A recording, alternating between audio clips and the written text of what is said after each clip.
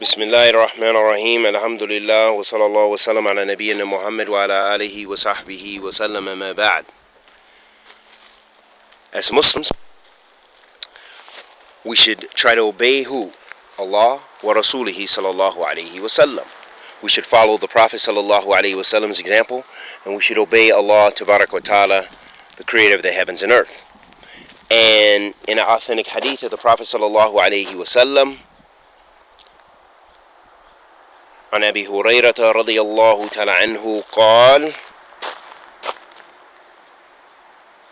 عن أبي هريرة عبد الرحمن بن صخر رضي الله تعالى عنه قال سمعت رسول الله صلى الله عليه وسلم يقول ما نهيتكم عنه فاجتنبوه وما أمرتكم به فأتوا منه ما استطعتم فإنما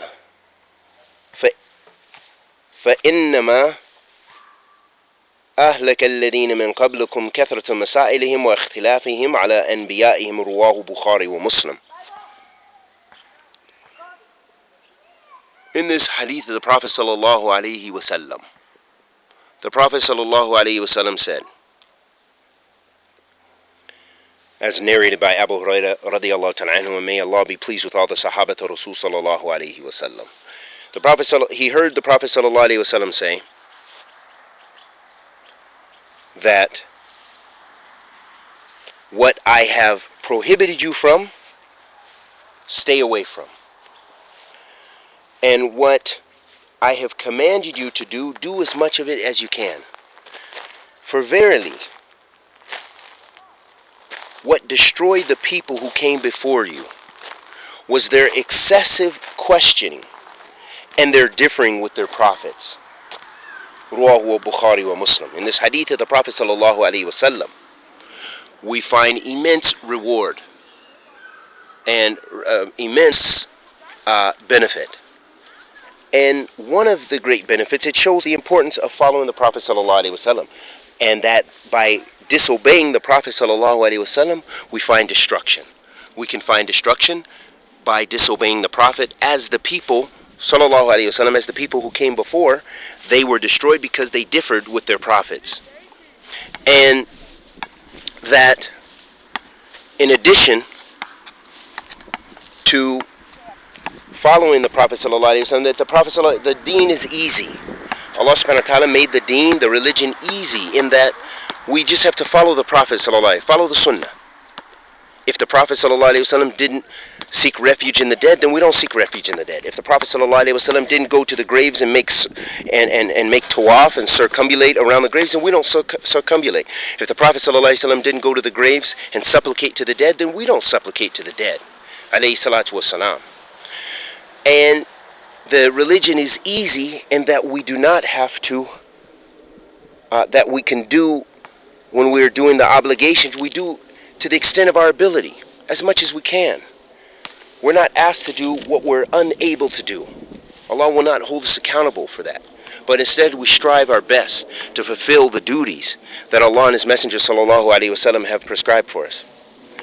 And also another thing which is beneficial from this hadith is it shows us that we should not be excessive in questioning. For example, some people, they ask questions that are often silly, or questions that have very little benefit, or questions which could make something which is possibly not a problem, but they ask questions in order to get something prohibited. They want to ask the scholars excessive questions. Maybe there's something that's particular to a particular culture, and then some individuals from that culture, they get a little bit of knowledge, so they go to the scholars. Sheikh, is this permissible? Sheikh, is this permissible? Sheikh, can we do this? Can we not do this? In order to get it prohibited. Because maybe the sheikh, maybe it's not from his culture. And maybe it's something that is mubah, that is permissible, but yet the sheikh finds it makruh for reasons. So being excessive in questioning, not questioning about those things you don't really know about. Of course, as Allah subhanahu wa ta'ala says, فَاسْأَلْ أَهْلِ ذِكْرٍ إِن كُنتُمْ لَا تَعْلَمُونَ, that ask the people of knowledge if you don't know. So when you don't know the ruling of something, you should ask about it. However, we should not be excessive. trying to get things prohibited, things that in general we know that they're permissible, and that being excessive in questioning, and there's various ways to be excessive in questioning.